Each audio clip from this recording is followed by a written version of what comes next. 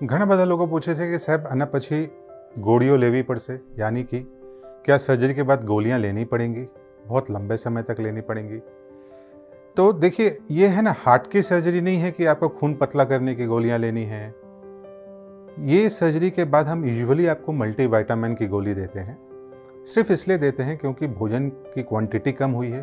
ये मल्टीविटामिन की गोलियां भोजन की क्वांटिटी कम होने से आपको लेनी पड़ती हैं, क्योंकि विटामिन की तो ज़रूरत है बॉडी को।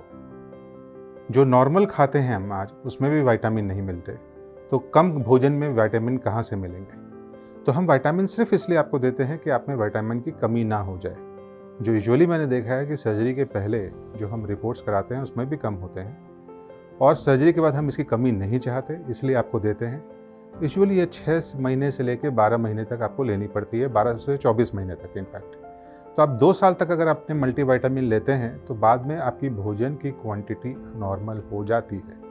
और अगर आप हेल्दी फूड खाते हैं जिसमें विटामिन्स हों, तो आपको विटामिन की गोली की ज़रूरत नहीं है। यूजुअली अगर आप देखेंगे तो विटामिन B1, B12, B6 जिसकी एक ही गोली आती है, सारे के सारे विटामिन एक ही गोली में होते हैं जिसका नाम जिंकोविट है, साथ में कैल्शियम और आयरन की गोलियाँ।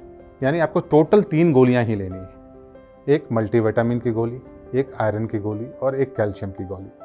और जब आपके सारे रिपोर्ट्स नॉर्मल हो गए, खाने की जो क्वांटिटी है वो नॉर्मल हो गई, तो फिर ये विटामिन यूजुअली हम मानते हैं कि आप छोड़ सकते हैं।